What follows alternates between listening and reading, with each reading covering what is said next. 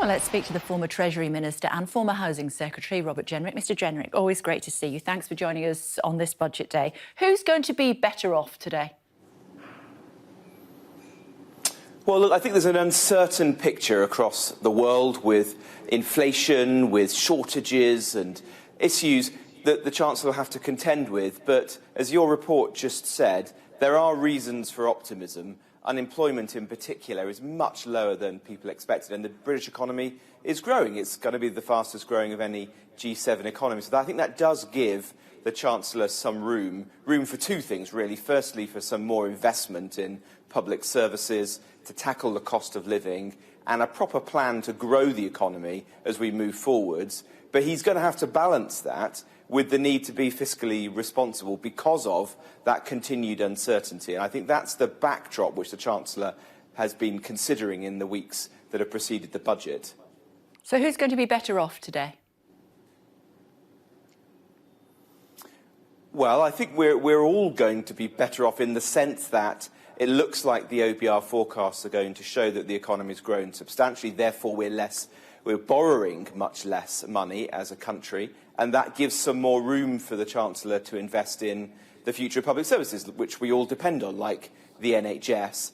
But I think he's also going to have to think carefully about those people on the most modest incomes and how he can help them to weather what's undoubtedly still going to be a difficult period when we're seeing inflation rising, higher energy prices and so on.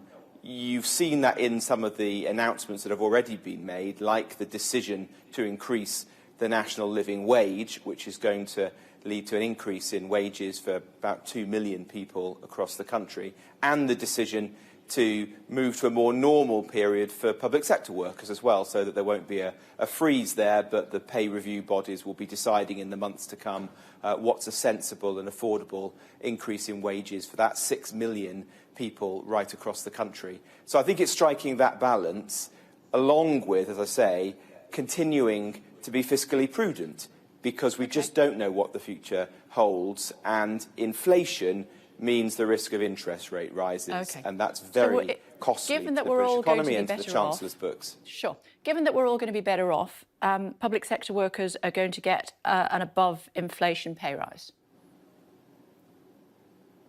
Well, we don't know and we can't say that yet, can we? To be fair to the Chancellor, if you say everybody's going to be better off, it's got to be higher than inflation, hasn't it?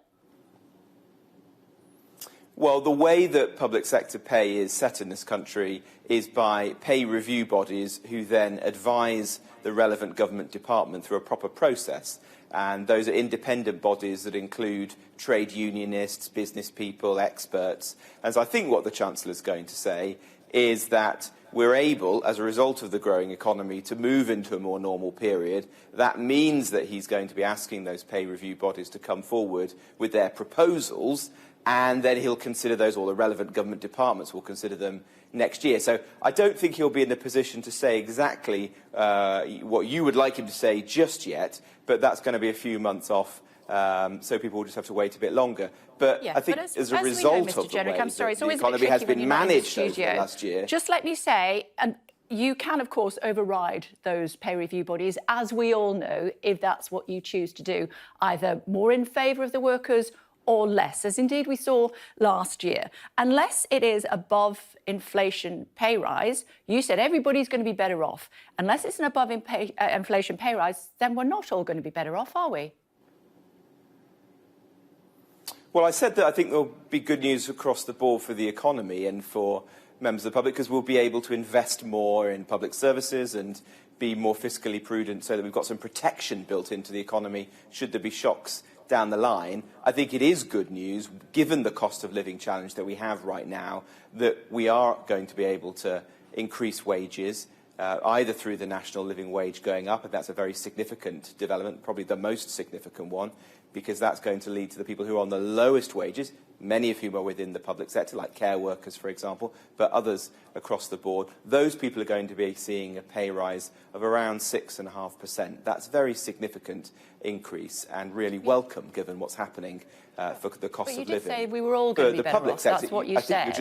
I think we're all just going to have to wait and see what the pay review bodies report back, and there'd be no point circumventing that process, given that it's been set up in that way. Why is the gender pay gap still at 7.9% according to the ONS Office for National Statistics? I mean, that has been illegal since 1970. It's increased during the pandemic. Why is this government still condoning men being paid more than women? Well, the government doesn't condone men being paid more than women. It's against the law. What are you doing about it? It's been against the law for a very long time, and we've been bearing down upon it. There are structural issues within the economy about the different types of jobs that sometimes men and women do, but we as a government have been trying to tackle this for a long time. It is coming down. It has been coming down over the course of the last 10 years, but it's still unacceptably high. It's gone up over the last year. You and I are in complete agreement. It's gone up over the last year. It's increased to 7.9%. Well, that may be the case over the last year, but the longer-term trend is downwards. But I'm not here to defend that. Absolutely not. It's completely wrong. We want to see more women in the workplace and those women being properly rewarded for the work that they do. And it's for employers to make sure that they're doing that. Yeah, but it's also against the law, and it has been for 50 years, so you would have hoped that perhaps it would have gone by now. But let's wait and see. Test and Trace has been described by the PM as world-beating. A parliamentary investigation says it's an eye-watering waste of taxpayers' money. Which is it? Well, I've seen the reporting on the Public Accounts Committee's work this morning, and that's something I'm certainly going to read. It is very concerning what they've said. On the other hand, it is a programme that I think has led to 320 million tests being done over the course of the last year and a bit. 20 million people have been contacted. So it has played an important part in tackling the pandemic.